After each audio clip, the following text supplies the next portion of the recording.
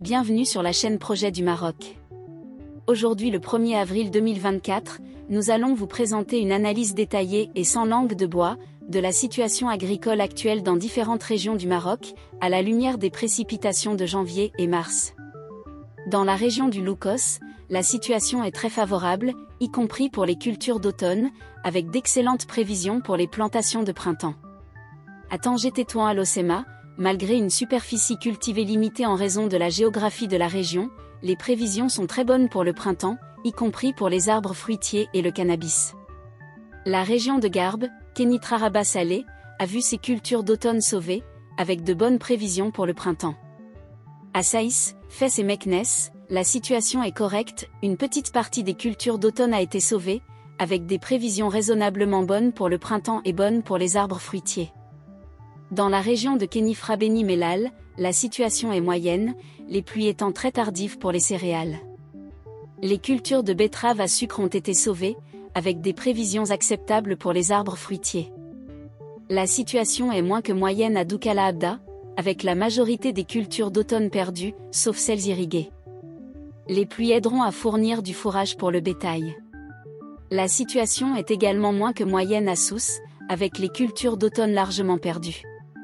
Une station de dessalement et des puits profonds ont aidé à sauver les producteurs de légumes et de fruits.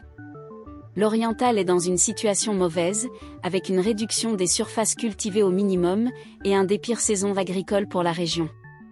Le Sud-Est, Erachidia et Ouarzazate, est dans une situation catastrophique, avec les arbres, palmiers, oliviers, amandiers, souffrant sévèrement. La situation est difficile à Guelmimoued Noun, poussant les éleveurs nomades vers Sousse.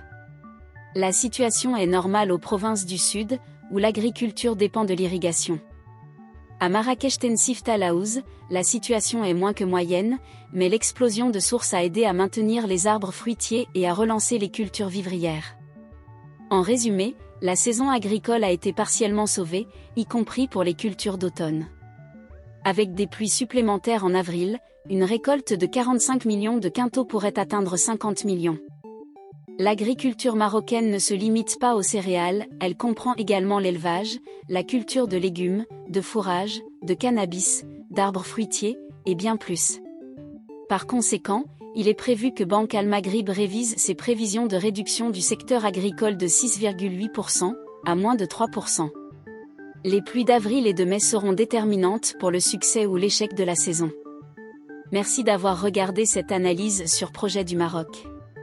N'oubliez pas de vous abonner à notre chaîne et de laisser vos commentaires ci-dessous. Votre soutien est crucial pour nous permettre de continuer à fournir des analyses détaillées et sans détour.